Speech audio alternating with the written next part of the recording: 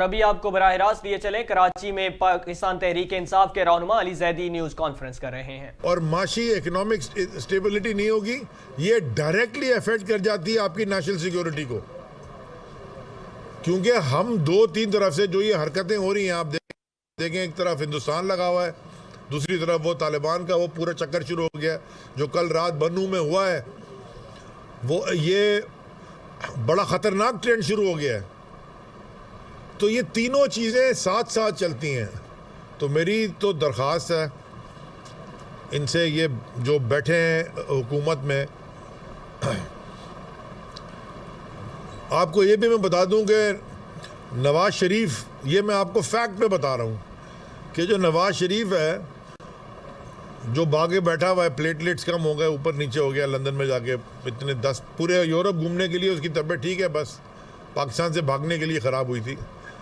वो भी शहबाज शरीफ के साथ उनकी भी आपस में बन नहीं रही है, क्योंकि उसकी नज़र में मरवा दिया शहबाज शरीफ ने। अब तो PMLN बची कहीं नहीं है। और अल्लाह ताला का एक अपना निज़ाम है। सारा सिंध जो 15 साल से जुल्म हुआ है, तालीम, हेल्थ, इंफ्रास्ट्रक्चर, कोई मुझे को बता तो दें कि अंदरून सिंध ये आप कराची जैसे शहर में जो कि 80-90% आपका सिंध का बजट चलाता है, आपने किया है? तबाही है हर चीज़। आप यहाँ से लाहौर जाते हो, पता नहीं ऐसा लगता है ये कोई और ही पाकिस्तान है।